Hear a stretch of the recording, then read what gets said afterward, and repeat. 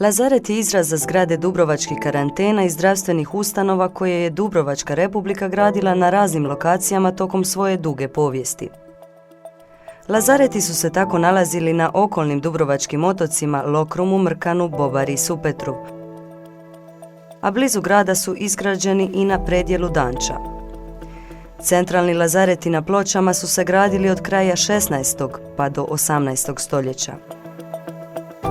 Izgrađeni su na bivšoj Trebinskoj cesti, na mjestu gdje su u grad dolazile karavane iz Turskog zaleđa.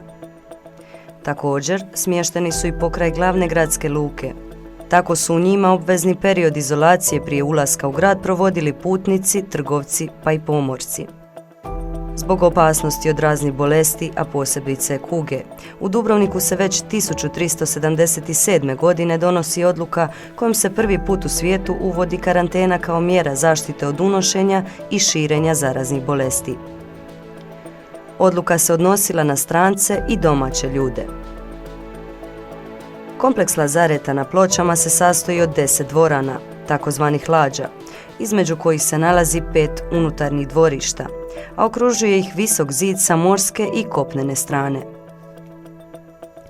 U razdoblju prije Drugog svjetskog rata postojalo je rješenje po kojem bi se lazareti srušili i na njihovom mjestu izgradio još jedan dubrovački hotel.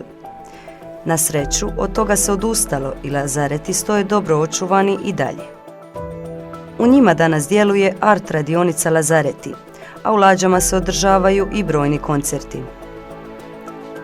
Lazareti se planiraju urediti kao gradski multimedijalni muzej. Zbog blizine staroj gradskoj jezgri, u njima se namjeravala urediti i ulazna postaja sa pristaništem za goste sa kruzera. Od te ideje se odustalo zbog straha od devastacije obale ispod lazareta.